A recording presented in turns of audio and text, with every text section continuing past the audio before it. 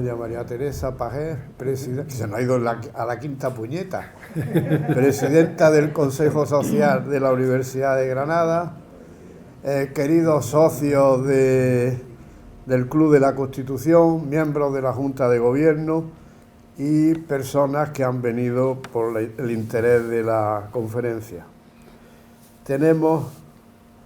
No teníamos previsto lo de los 36 grados, palabra de honor, porque nos hubiera venido bien que se hubiera retrasado un poquillo. Pero bueno, esto es lo que hay. Y tenemos además pues una conferenciante de lujo, que nuestro trabajillo nos ha costado que venga, porque tenías todavía tus compromisos y lo que querías tú, lógicamente, es estar fuera de compromiso. Es la excelentísima señora doña Elvira Romera Gutiérrez, catedrática de Física Atómica, Molecular y Nuclear de la Universidad de Granada y ex consejera del Consejo de Seguridad Nuclear, que va a impartir la conferencia Regulación en Seguridad Nuclear y Protección Radiológica, principales retos del sector nuclear, que ahora por lo que veo está maldito.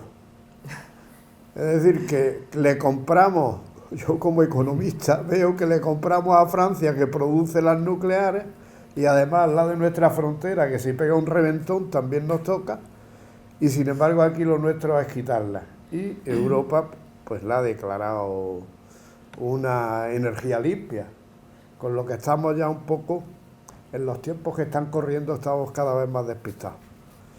Por eso es muy importante la presencia de doña Elvira, que no le va a hablar de la fisión del átomo, sino precisamente de todos los temas relacionados que debemos de conocer y que nos preocupan. Y para hacer la presentación de doña Elvira, don Antonio Romero, vocal del Club de la Constitución, y el hombre que ha conseguido traer a doña Elvira, Dios gracias, al Club de la Constitución, va a ser su semblanza. Buenas tardes, señores y señores. Muchas gracias, presidente. Para mí es un enorme placer presentarle a doña Elvira Romera Gutiérrez, catedrática de Física Atómica, Molecular y Nuclear de la Universidad de Granada, que lleva con 32 años de actividad académica, a pesar de su juventud, en la que ha desarrollado una actividad docente de investigación y gestión. En cuanto a su actividad de investigación, destacar que tiene numerosas publicaciones, de las cuales 89 son en revistas de investigación de impacto indexadas en el Journal Citation Report. Ha participado en más de 50 reuniones internacionales y en 28 proyectos de investigación nacionales e internacionales, siendo investigadora responsable de algunos. En cuanto a la actividad docente, ha impartido numerosas asignaturas en grado y posgrado, habiendo dirigido también numerosos trabajos de investigación. Cabe destacar que ha organizado numerosos cursos de verano, congresos y talleres. Elvira ha sido consejera, como ha dicho el presidente del Consejo de Seguridad Nuclear, desde abril del año 2019 hasta abril de 2025. Como actividades más destacadas como consejera, cabe señalar las siguientes. Desde el mismo año ha presidido la Plataforma Nacional de Investigación y Desarrollo de la Protección Radiológica, PEPRI. Ha participado en diferentes reuniones de la Agencia Internacional de Energía Atómica, OIEA, y también ha presidido el Comité de Enlace con la Empresa Nacional de Uranio, ENUSA. También ha presidido el Comité de Enlace para el Licenciamiento de la Instalación de Investigación Singular, INVIDONE, bastante conocida en nuestra ciudad, y ha sido vicepresidenta del Comité de Enlace con el CIEMAP, que es el Centro de Investigaciones Energéticas, Medioambiental y Tecnológicas. Ha coordinado el Informe Nacional sobre la transposición de la Directiva 2014/87 Euratom, por la que se establece un marco comunitario para la seguridad nuclear de las instalaciones nucleares. Además, ha participado como responsable del Consejo de Seguridad Nuclear en la elaboración de la defensa del 8º y 9º Informes Nacionales de España para dar cumplimiento a las obligaciones derivadas de la Convención sobre Seguridad Nuclear hecha en Viena el 20 de septiembre de 1994. Ha sido representante del Pleno del Consejo de Seguridad Nuclear en el Foro Iberoamericano de Organismos Reguladores Radiológicos y Nucleares. Además, ha sido miembro del Comité Bilateral entre el Consejo de Seguridad Nuclear y la Comisión Reguladora Nuclear de Estados Unidos, vicepresidenta del Comité de Gestión del CSN y del Comité para las Relaciones con las Asociaciones de Municipios en áreas de centrales nucleares. Además, ha sido directora del Instituto de Investigación Carlos I de Física Teórica y Computacional. Ha sido miembro del Comité Asesor del Plan Andaluz de Investigación y también ha sido miembro del Consejo de Gobierno del Claustro y de la Comisión de Investigación de la Universidad de Granada, de la Junta de Facultad de Ciencia y de diferentes comisiones delegadas en el Departamento de Física Atómica, Molecular y Nuclear de dicha universidad. Actualmente, además, es mentora del Consejo Social de la universidad. Hoy tenemos la suerte de que pueda compartir con nosotros sus inmensos conocimientos sobre la regulación en seguridad nuclear y protección radiológica, ambos temas complejos y cruciales en la industria nuclear y en la protección del medio ambiente, salud pública, implicando también la supervisión de actividades nucleares, la investigación y desarrollo de nuevas tecnologías y la cooperación internacional para abordar los desafíos globales que tenemos inmediatamente. Bienvenida, estimada Elvira. Muchas gracias de nuevo por tu participación en nuestro Club de la Constitución. Y tienes la palabra. Con permiso, un momento, que se me ha olvidado, puesto que esto se graba, que decírtelo primero y luego va a nuestra página web, que tenemos que agradecer al rector del Colegio Mayor San Bartolomé y Santiago, don José Luis Pérez Rabona, pues la delicadeza que siempre ha tenido con nosotros al prestarnos este marco incomparable para nuestras conferencias. Así que, con mis disculpas, tienes la palabra. Presidente del Club de la Constitución, vicepresidente, secretario, vocal, representante de la Junta de Gobierno, presidenta del Consejo Social, miembros del Club de la Constitución, buenas tardes a todos. En primer lugar, quiero dar las gracias al presidente del Club de la Constitución y a Antonio Romero en particular por haberme invitado a dar esta conferencia. Para mí es sinceramente un honor estar aquí hoy. Muchas gracias. Y bueno, sin más preámbulos, pues voy a pasar directamente a la exposición. Bien, pues voy a hablar de regulación en seguridad nuclear y protección radiológica y voy a hablar de los principales retos del sector nuclear. Voy a comenzar, aunque voy a hablar de los principales retos reguladores en seguridad nuclear y en protección radiológica, y también hablaré de retos transversales que afectan a ambos ámbitos, porque realmente están muy correlacionados y muchas veces se habla de seguridad nuclear y radiológica.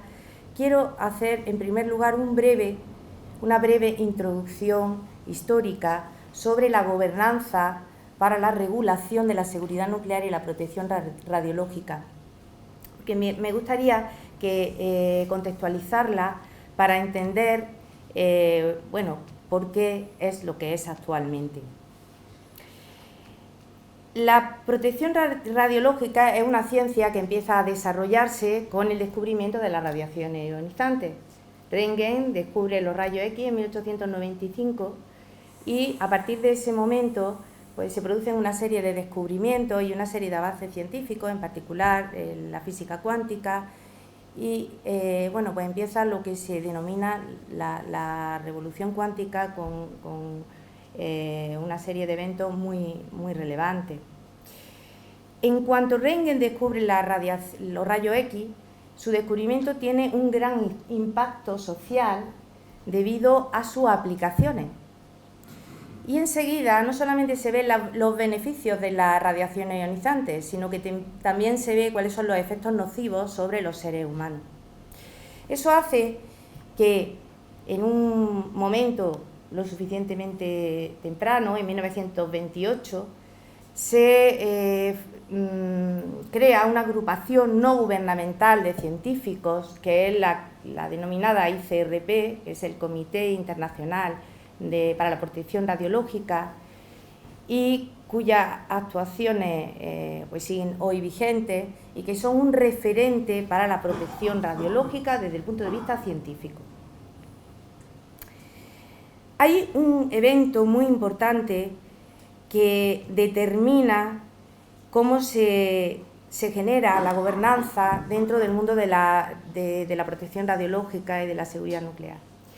Y son las explosiones de Nagasaki e Hiroshima en el año 1945. Tuvieron un impacto social debido a sus efectos devastadores y eso hizo que la construcción, digamos, de la normativa asociada a la seguridad nuclear y la protección radiológica pues se hiciese con un especial cuidado, porque ya se conocían cuáles eran los efectos más negativos. En 1955 la Asamblea de las Naciones Unidas, en su resolución 913, crea el Comité de las Naciones Unidas para los estudios de los efectos de la radiación atómica, ANSKEA. En 1957 Eisenhower promueve el uso de los átomos para la paz y se crea en ese momento, en 1957, el Organismo Internacional de la Energía Atómica. En su estatuto tiene dos objetivos, tiene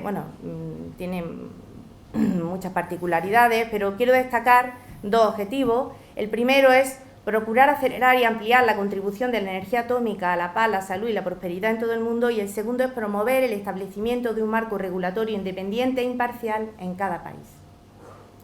Además, se crea otra entidad también internacional, que es la Agencia de la Energía Atómica, cuyo precursor aparece en 1958 a nivel europeo y a nivel internacional en 1972. Entonces, digamos que hay muchas más entidades, evidentemente, pero digamos que estas son las más importantes a nivel internacional. Quiero también destacar que la protección radiológica y la seguridad nuclear desde el principio, los pensadores y los investigadores que había implicado en su desarrollo, pusieron de manifiesto que no solo era cuestión de ciencia, sino también de filosofía y moral. Y voy a sintetizar cuáles son los principios de la protección, en los que se basa la protección radiológica, haciendo uso de una discusión que hace el profesor, el doctor, ingeniero y físico Abel González. Hay muchísimos trabajos publicados en este contexto, pero bueno, muy brevemente quiero hacer énfasis, porque creo que la ética es fundamental a la hora de establecer normas, pues que para establecer estas normas se tiene en cuenta la ética teleológica, la ética de las consecuencias, que se puede resumir en el aforismo de que el fin justifica los medios, la ética utilitarista o ética de la eficacia, que se puede resumir en el aforismo de maximizar el bien y el número de beneficiados, la ética deontológica o ética del deber, que se resume en la expresión no hagas a los demás lo que no quieres que te hagan a ti, y la ética del arete o ética de la virtud, que se puede resumir con el aforismo haz el bien aunque no te sea reintegrable. Y esto se traduce en los siguientes principios en los que se basa la construcción de la normativa de la protección radiológica. El principio de justificación: cualquier decisión debe producir más beneficio que daño a la hora de usar la radiación ionizante. El principio de optimización: el nivel de protección debe ser el mejor para las circunstancias y la probabilidad de recibir exposiciones tan bajo como sea posible. El principio de limitación de los riesgos individuales: límite a la exposición respetando a los individuos. Y el principio de prudencia intergeneracional: considerar todos los hábitats de los seres humanos presentes y futuros. Muy importante la responsabilidad intergeneracional. Bueno, pues ya paso, después de hacer esta introducción, que creo que es pertinente porque actualmente hay otras ramas, otras tecnologías que se están desarrollando, por ejemplo, la tecnología asociada a la inteligencia artificial, que está desarrollando una gobernanza, que está desarrollando una serie de normas con las que nos vamos a manejar, y es muy importante, y bueno, me consta que se está haciendo, ¿no?, que se tenga en cuenta los aspectos éticos asociados a todas estas normas que al final nos afectan a la humanidad, ¿no? Bueno, en España, ¿cuál es el organismo que se encarga de la seguridad nuclear y la protección radiológica? Es el Consejo de Seguridad Nuclear. El Consejo de Seguridad Nuclear se crea en 1980 y su misión es proteger a los trabajadores, a la población y el medio ambiente de los efectos nocivos de las radiaciones ionizantes. El Consejo de Seguridad Nuclear es un organismo independiente y está controlado por el Parlamento.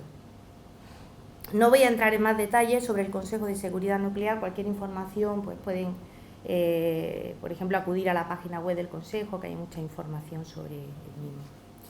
Y voy a pasar ya directamente a hablar de los retos reguladores en instalaciones nucleares, instalaciones radiactivas, y voy a hablar también un poco de retos reguladores transversales. Voy a comenzar con esta gráfica. En esta gráfica pueden ver en el eje de las X la edad de los reactores nucleares que hay en el mundo. Y en el eje reactores nucleares de potencia, es decir, los que están dedicados a la producción de energía eléctrica. Luego existen también los reactores nucleares de investigación. Yo normalmente me voy a referir a los reactores nucleares de potencia. Entonces, en el eje de la X pueden ver la edad de los reactores nucleares que hay actualmente en el mundo, y en el eje de la Y el número de reactores que hay con cada edad. Entonces, si se fijan, pueden ver, bueno, esta gráfica la pueden encontrar en el PRIS, que es el Power Reactor Information System del Organismo Internacional de la Energía Atómica, donde pueden encontrar muchísima información sobre cualquier tema relacionado con reactores nucleares de potencia, de investigación, etc. Entonces, si miran la gráfica pueden ver, no sé si se ve el ratón en el... Sí, ¿no? Vale, pues si miran la gráfica pueden ver que hay un máximo que se encuentra justamente en la edad de 40 años. Y pueden ver también, como otra primera observación, que hay un número muy elevado de reactores nucleares de potencia con edades comprendidas entre 30 y 55 años. Vamos a intentar entender por qué ocurre esto. Para ello, me he bajado este vídeo también del OIEA. En este vídeo aparecen cuáles son los reactores de potencia que se han ido instalando en el mundo a lo largo de los años, comenzando desde el año 1954, que se instala el primer reactor en Rusia. Aquí arriba pueden ver las banderas de los países en los cuales se van instalando los reactores nucleares. Arriba aparece el número de reactores nucleares que tiene cada país, de potencia siempre, y abajo la energía eléctrica que produce.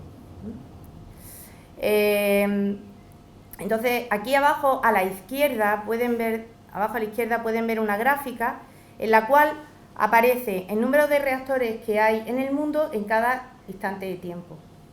Si se fijan, al principio hay un crecimiento muy importante en el número de reactores que se van instalando en el mundo, pero llega un momento en que el número de reactores se estabiliza, o mejor dicho, ya no hay tanta instalación de reactores nucleares. Ese momento coincide con el accidente de Chernóbil.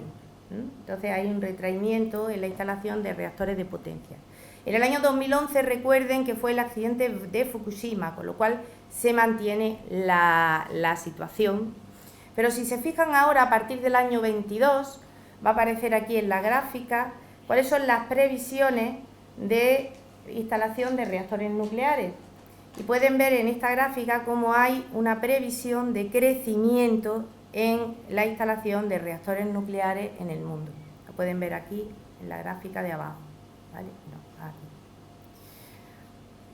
Muy bien, pues vamos a intentar entender, bueno, grosso modo, por qué ocurre esto. Recordemos, bueno, voy a hacer un recordatorio muy breve de cuál ha sido la situación desde el año 2019, enfocándome en Europa, en España, y algunas de las cosas que voy a decir, como todos ustedes sabrán, pues aplican a todo el mundo, ¿no? En el año 2019, en España, se cierran prácticamente todas las centrales de carbón y se cierran para dar cumplimiento al compromiso de París, ¿no?, y de reducir las emisiones de CO2. En el año 2020 viene la pandemia y en la pandemia hay una disminución de la demanda en todo el mundo de electricidad. Pero al año siguiente, en el año 2021, hay un efecto rebote y aparece un aumento de la demanda de la electricidad en el mundo, en particular en España. Recuerden que en aquella época hubo una subida muy importante de los precios de la electricidad debido a los precios del gas, la materia prima. En el año 2022 entra otra variable en juego, que es a final de febrero de 2022 el conflicto Ucrania-Rusia. El conflicto Ucrania-Rusia tiene como consecuencia que también aparece un aumento del precio del gas. Bueno, España tiene una serie de singularidades. Es verdad que España tiene una instalación de renovables muy importante. España además tiene, aunque a nivel de interconexiones tiene un nivel bajo de interconexiones, porque actualmente solamente tenemos con Francia 3 gigas de interconexión, deberíamos tener muchas más y es uno de los retos que tiene el Estado español, ¿no?, pues conseguir ese nivel de interconexiones. También tenemos, es muy importante el tema del almacenamiento de energía, o sea, las baterías. En España actualmente, el almacenamiento de energía, no digo las baterías porque actualmente no hay suficiente, es despreciable el número de baterías que hay, pero lo que sí tenemos es el bombeo para almacenar energía, y con el bombeo en España se puede almacenar en torno a los 3 gigas también de energía. Y por último, bueno, pues decir o hacer énfasis en que España tiene además un elemento que también hay que tener en cuenta, y es que tiene un gran número de regasificadoras de gas, con lo cual la época en la que no podíamos o teníamos poco acceso al gas, pues se pudo traer gas licuado. De hecho, España tiene el 33% de las instalaciones de regasificación de Europa. Bueno, un poco para que tengamos una idea de cuál es la situación española, porque todos los países tienen sus particularidades. En cuanto al estado global y el desarrollo de los programas nucleares en el mundo, pues ya para completar la gráfica anterior, actualmente existen 416 reactores de potencia en el mundo, hay 61 en construcción y hay 215 que ya han cesado la explotación. También quiero destacar que 138 han renovado su autorización para operar 60 años. Ahí está el listado de países que han renovado esa autorización. Y en Estados Unidos además hay 9 reactores cuya renovación de autorización ha sido aprobada para 80 años. Y esto lo digo por lo siguiente. Bueno, estas transparencias las voy a pasar para no alargarme mucho. Esto lo digo porque el primer reto con el que se enfrenta, digamos, el sector nuclear es la operación a largo plazo de los reactores nucleares. ¿Qué es la operación a largo plazo? Bueno, pues en las centrales nucleares existe 2 fases de su vida útil. En primer lugar, el periodo de vida de diseño, y luego hay un periodo que es lo que se llama periodo de operación a largo plazo, que es el periodo más allá de la vida de diseño con la que inicialmente se empieza a operar en las centrales nucleares. En las centrales nucleares españolas y en muchas otras del mundo, el periodo de vida de diseño son 40 años. Entonces recuerden la gráfica anterior, y hay un máximo de centrales nucleares en el mundo, bueno, reactores de potencia que precisamente llevan operando 40 años. Por lo tanto, la operación a largo plazo es un reto regulador en todo el mundo, salvo algunos países que están empezando ahora a desarrollar sus programas nucleares, por ejemplo, Emiratos Árabes, en fin, hay países que están empezando, pero en muchos países del mundo, en particular en el nuestro, es un reto. En España existen 7 reactores nucleares en 5 emplazamientos diferentes. Los emplazamientos son Almaraz, Trillo, Cofrente, Ascó y Vandellós. Todos los reactores nucleares que están operando en España renovaron su autorización de explotación entre los años 2020 y 2024. Yo, como consejera del Consejo de Seguridad Nuclear, he participado en las renovaciones de autorización de explotación de todos los reactores y cuando se presentaron la documentación para la renovación de autorización de explotación, se tuvo que tener en cuenta la operación a largo plazo. Todas esas renovaciones se han aprobado incluyendo la operación a largo plazo, de tal modo que Almaraz 1 y 2 comienzan la operación a largo plazo en mayo de 2021 y en octubre de 2023, Cofrente en octubre de 2024, Ascó 1 y 2 en agosto de 2023, Ascó 2 empezará en octubre de 2025, Vandellós 2 comenzará en diciembre de 2027 y Trillo comenzará en mayo de 2028. Por tanto, todos los reactores nucleares van a empezar a trabajar en este periodo de autorización en operación a largo plazo. ¿Qué consecuencia o qué impacto tiene la operación a largo plazo en la operación de un reactor nuclear? Pues tiene 2 impactos fundamentales. En primer lugar, el aumento de la cantidad de residuos radiactivos. Claro, si va a operar durante más tiempo, lógicamente se van a generar más residuos radiactivos. Pero la gestión de los residuos va a ser la misma. Lo único que se va a tener que aumentar el almacenamiento, ¿vale? En segundo lugar, la gestión del posible envejecimiento de estructuras, sistemas y componentes, pero para ello se dispone de metodologías validadas internacionalmente. O sea que ese es un problema que está trabajado y existen estándares internacionales con los que se establecen, digamos, los criterios nacionales. Cuando una central nuclear va a operar a largo plazo, tiene que tener en cuenta lo siguiente. En primer lugar, tiene que presentar un plan de gestión del envejecimiento. En segundo lugar, tiene que presentar una justificación de la operación a largo plazo en el estudio de seguridad de la central nuclear. Tiene que además revisar las especificaciones técnicas de funcionamiento para la operación a largo plazo.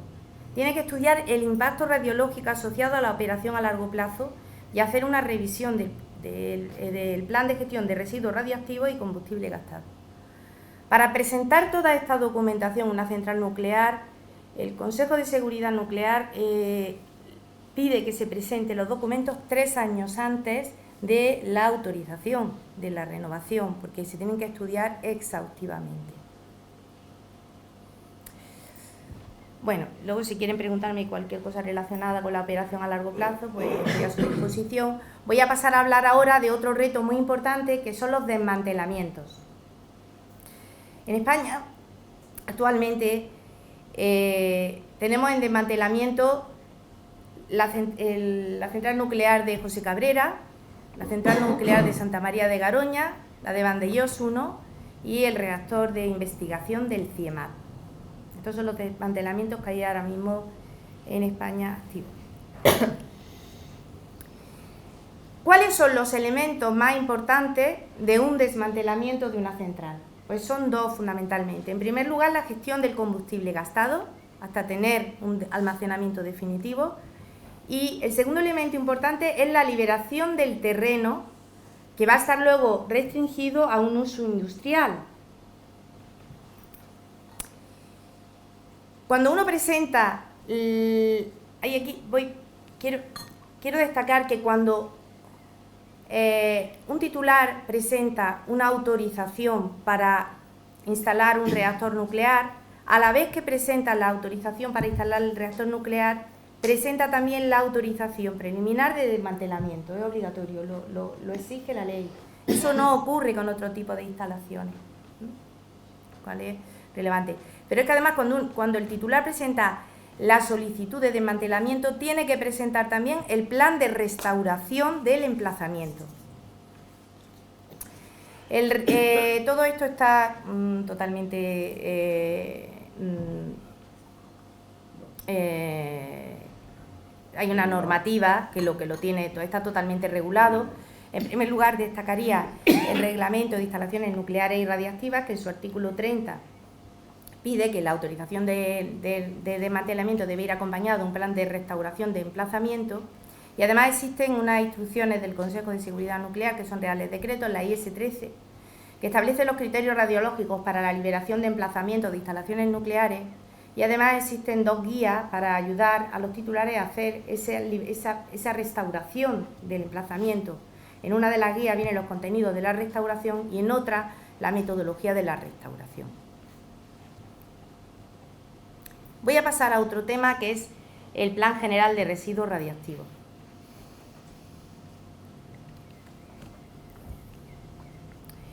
En España, en 2006, se aprobó el 6º Plan General de Residuos Radiactivos.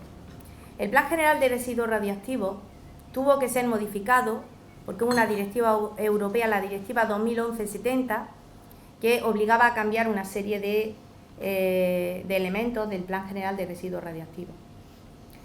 Esta directiva es de 2011 y el 7º Plan General de Residuos Radiactivos se aprueba en 2023. ¿Qué ocurre en medio entre que aparece la directiva y que se aprueba el plan? Os voy a recordar algunos de los elementos más importantes. En 2019 se reúnen los titulares de las centrales nucleares y Enresa, que es la empresa nacional que se encarga de la gestión de los residuos radiactivos, y llegan a un acuerdo, el denominado protocolo de cierre ordenado de las centrales nucleares en España. Una vez que ya ese acuerdo se ha firmado, pues se pasa a aprobar el Plan Nacional Integrado de Energía y Clima. Ese Plan Nacional Integrado se aprueba en 2021, tiene que ser aprobado a nivel nacional y a nivel europeo, y luego es actualizado en el año 2023. Y ese plan integra ese calendario de cese ordenado de centrales nucleares. ¿Cuáles son las principales diferencias que hay entre el 6º Plan General de Residuos y el 7º Plan General de Residuos? Bueno, pues hay una diferencia muy importante entre los dos, o digamos la principal. Luego hay matices, ¿no?, en el 6º y en el 7º, pero la más importante es que, bueno, aparte de que el 7º plan tiene que cumplir la directiva que he dicho anteriormente, la 2011/70, pues es que el almacenamiento temporal del combustible gastado en el 6º Plan General de Residuos se estableció que iba a ser en un almacén temporal centralizado, el famoso ATC por su sigla, y además se decidió cuál iba a ser el emplazamiento de ese almacén temporal centralizado, que iba a ser, bueno. Y en el actual Plan General de Residuos Radiactivos, el almacenamiento temporal se ha aprobado como un almacenamiento temporal descentralizado. De tal modo que va a haber 7 almacenes temporales descentralizados. En ambos planes se contempla que va a haber un almacenamiento geológico profundo, que es el almacenamiento final, digamos, de residuos radiactivos. Final porque bueno, se diseñará para que dure o que tenga una duración de tiempos muy grandes, que son cientos de años. Actualmente en el mundo solo existe un almacén geológico profundo, civil, que se inauguró hace un año, que es el de Finlandia, que es un ejemplo a seguir cómo han conseguido al final que el almacén geológico esté terminado. Bueno, hay muchísimo escrito sobre el almacenamiento geológico profundo, y sí hay otro también que es militar, que está en Estados Unidos. Bueno, pues esto en cuanto al Plan General de Residuos. Del uranio no voy a hablar, luego si quieren en la fase de preguntas pues podemos hablar un poco del uranio, pero no voy a hablar ahora mismo para no pasarme en el tiempo porque voy regular. Entonces, voy a continuar ahora hablando de los retos reguladores en instalaciones radiactivas. En España existen aproximadamente 1.267 instalaciones. He puesto el número que había en el último informe aprobado, el informe que hace el Consejo de Seguridad Nuclear al Parlamento, pero las instalaciones radiactivas van variando, pues van fluctuando, porque todos los meses pues entra algún licenciamiento nuevo o alguna sea de baja, en fin. Pero bueno, aproximadamente ese es el número de instalaciones radiactivas que hay en España, y hay unas 40.000 instalaciones de rayos X. ¿Cuáles son los principales retos reguladores en instalaciones radiactivas?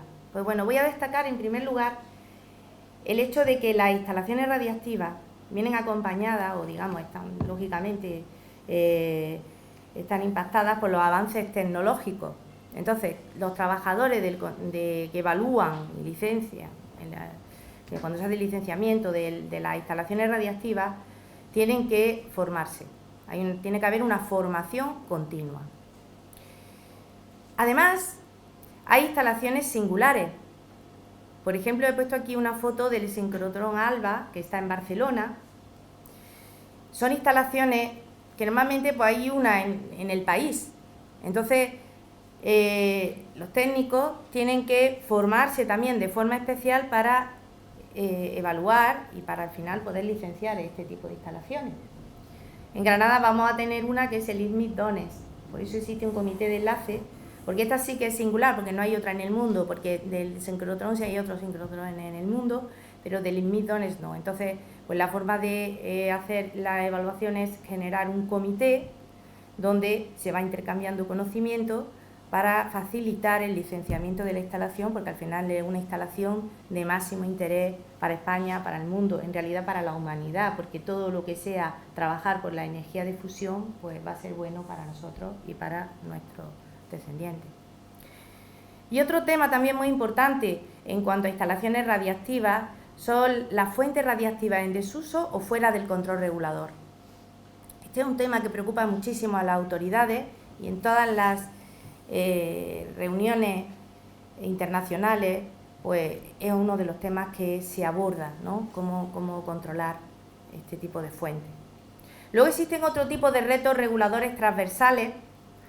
En primer lugar, fortalecer la capacidad del regulador para mantenerse a la vanguardia ante amenazas emergentes, riesgos ante ataques malintencionados, ciberseguridad, conflictos armados, disturbios civiles, pandemias, incertidumbre económica. Desgraciadamente, hemos estado inmersos en los últimos años en algunos de estos fenómenos y los reguladores pues, se han visto abocados a funcionar, ¿no? en circunstancias extraordinarias, ¿no? Otro reto muy importante es la inteligencia artificial y su impacto global en el regulador.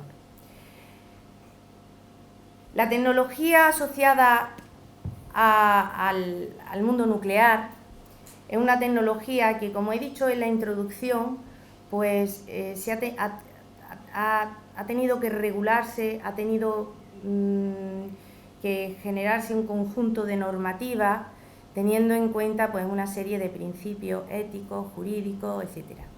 La normativa de la inteligencia artificial también se está desarrollando con un trabajo conjunto internacional, no puede ser de otra manera porque al final afecta a todos los países. Y cuando uno tiene en cuenta la tecnología nuclear con la tecnología de la inteligencia artificial actuando conjuntamente, evidentemente los retos reguladores son muy importantes. Actualmente la Nuclear Regulatory Commission, que es la Comisión Reguladora de Estados Unidos, que es bueno, de las más potentes del mundo, pues ya ha hecho un plan de inteligencia artificial en el regulador. Hay otros países que también lo han hecho, por ejemplo, Reino Unido. Yo en el Consejo de Seguridad Nuclear hice una propuesta para crear un grupo de trabajo para trabajar en inteligencia artificial y regulación. Por supuesto, a nivel internacional, la OIEA, la NEA, está invirtiendo muchísimo esfuerzo en este tema, como no puede ser de otra forma, porque es inevitable, al final las dos tecnologías van a interaccionar, ¿no? Y entonces hay que tener pues, mucha prudencia y hacer las cosas de forma inteligente. Otro reto regulador muy importante es el cambio climático y las futuras demandas regulatorias asociadas. A nivel internacional, los sucesos asociados a instalaciones nucleares e irradiactivas se intercambian. Hay una base de datos, que es la base de datos que la he puesto ahí, la IRS, donde cualquier suceso que hay en el mundo se reporta. Entonces, hay que destacar que en los últimos años hay un aumento de sucesos relacionados con el cambio climático. Por tanto, hay que tener en cuenta el cambio climático, bueno, se tiene. Nosotros ya en las renovaciones, porque en el Consejo de Seguridad Nuclear, en las renovaciones de autorización de explotación se tuvieron en cuenta muchos aspectos relacionados con el cambio climático. Aunque hay que decir que España no ha tenido tanto impacto como otros países, porque nosotros ya estamos, todo es susceptible de empeorar, ¿no? Pero estamos acostumbrados a sequías, a inundaciones, entonces los diseños de las centrales nucleares españolas, esto se ha tenido en cuenta. Pero efectivamente hay muchos temas que hay que ir teniendo en cuenta de forma continua y se tienen en cuenta. Y por último, voy a hablar, bueno, por último no, me queda una cosita todavía, pero voy a hablar de un reto también muy importante, que es el reto asociado a los factores humanos. Cuando entre el inicio de la operación a largo plazo y el desmantelamiento de una central nuclear, hay dos efectos muy importantes asociados a los factores humanos. Uno es la incertidumbre de los trabajadores. Los trabajadores ven que la central nuclear se va a cerrar. Como consecuencia, hay un estrés en la plantilla, una baja satisfacción en el trabajo, una menor motivación para el trabajo duro y un posible impacto, por lo tanto, en la cultura de seguridad y en la organización. Hay un área en el regulador, en los reguladores hay un área que se dedica a los factores humanos de las centrales nucleares, a trabajar todos esos temas.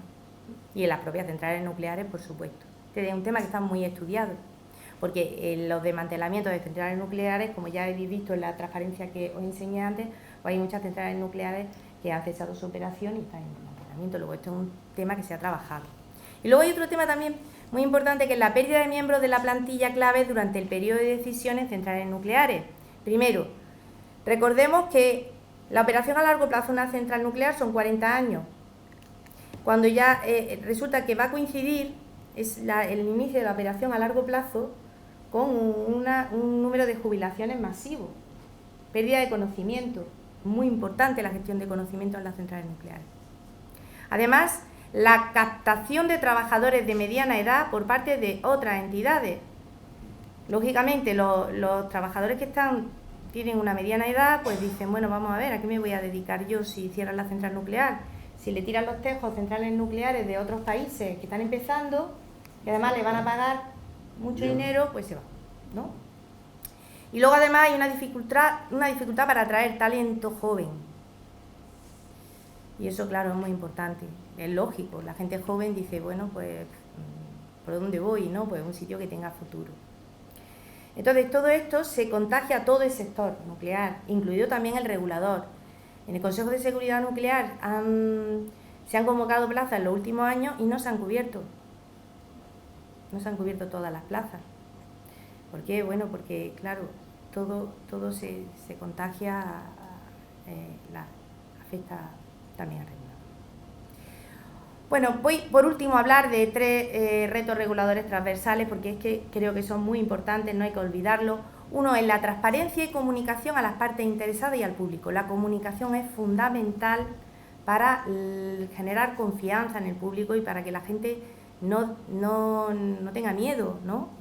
Sobre todo en el tema de las instalaciones nucleares y también en las instalaciones radiactivas, en los hospitales. Aplicación, muy importante la aplicación de la aproximación graduada en el control regulador. El graded approach es muy importante. También hay aquí un tema que parece menor pero no lo es, y es el tema de los artículos falsificados y fraudulentos. Eso también es muy importante controlarlo en instalaciones nucleares radiactivas. Bueno, y estos retos reguladores, ¿cómo los podemos afrontar? Pues yo diría que hay dos elementos muy importantes que pueden ayudarnos a afrontar estos retos reguladores. Uno es la cooperación internacional y la armonización de la normativa, y el segundo es la investigación, el desarrollo y la innovación. La investigación, el desarrollo y la innovación son fundamentales. Hay un tema, antes de terminar, del que no he hablado, que es la que es la vigilancia radiológica ambiental en el entorno de instalaciones nucleares y la vigilancia radiológica ambiental que lleva a cabo el Consejo de Seguridad Nuclear, que creo que es un tema muy importante y muy interesante, pero no voy a tener tiempo para contarlo, así que simplemente decir que el Consejo de Seguridad Nuclear tiene una red de vigilancia en el entorno de instalaciones nucleares, que bueno, es interesante conocerla, le invito a que visite la página web del Consejo, que además hay una red de estaciones de muestreo y una red de estaciones automáticas, que la red de estaciones de muestreo se encarga de la vigilancia de la atmósfera y del medio terrestre y de la vigilancia del medio acuático, y existen dos tipos, la red densa y la red espaciada. En ella participan las universidades y centros de investigación españoles, que es importante. Y la red de estaciones automáticas está diseñada para la gestión de emergencias, tiene sus particularidades y tampoco voy a entrar en ellas. Esto ya lo dejamos para otra conferencia. Y bueno, aquí tenía... Pues nada, muchas gracias por su atención.